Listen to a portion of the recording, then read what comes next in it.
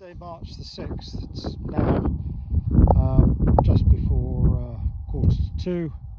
The temperature has dropped. The forecast was saying maybe 17, but we're in the open countryside here and there is quite a breeze. It's now showing that it's 8 degrees.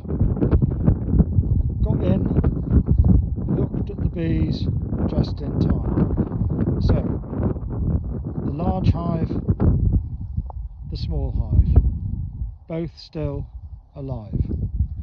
Both have got a capped brood and some young in. This colony, I've seen the queen, she's painted red, and there were 2-3 frames of brood and she was laying. A lot of food, and as you can see, if you watch the bottom board, you can see a honeybee there with yellow pollen on the legs. They're bringing pollen in, but there's not a lot of pollen in here. In fact, I could only find it on one frame. I'm sure there's pollen on other frames, but I could only find one frame of pollen. In this colony here, it's about a frame and a half of bees, and there's a very small patch.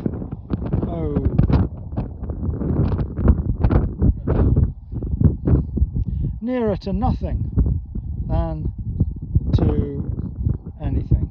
Very small. I saw the queen. The queen is not marked, and I haven't marked her.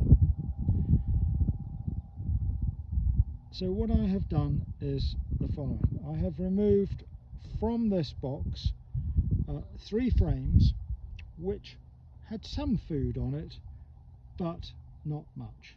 And I have placed them in here. And I have removed from here a frame of brood, capped brood, although there were some eggs on it, but not the queen, because I saw the queen and made sure that she was on a different frame. So that's one frame of brood on both sides of the frame with bees. A second frame, which is the frame I said had got pollen on it. Don't worry, I've taken steps to replace it. So a frame with pollen on it and bees, and thirdly a frame of food and bees. It's the bees that we're interested in, and it's the capped brood that we're interested in. Hopefully, now I've put them in here, when the brood hatches, the brood will belong to this box. What about the other bees? Well, there are 2 kinds of bees transferred on that frame, on those 3 frames. Nursery bees, so those are the bees which I think, in the main, will be on the frame of brood. Nursery bees. On the other 2 frames, there is likely to be a mix of nursery bees and flying bees. The flying bees will return to the mother hive. When they come out to fly off to forage for nectar, water, pollen, they will go back to that hive. Now there is a chance, because I have put this interference in front of it, that when the bees emerge, they will reorientate. And if they do reorientate, we will get to keep more bees in here. For this colony to survive, it needs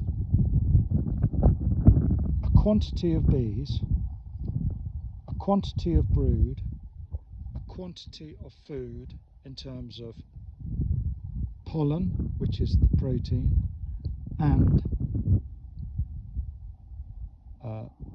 sugar, which is nectar, either because they've collected it or because we fed them sugar syrup or fondant over the winter.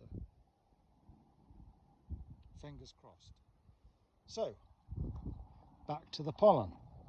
I said I'd taken pollen out of this colony, so I have put in it a complete pack of pollen substitute, cutting off probably a 10 centimetre by 2 centimetre strip of the pollen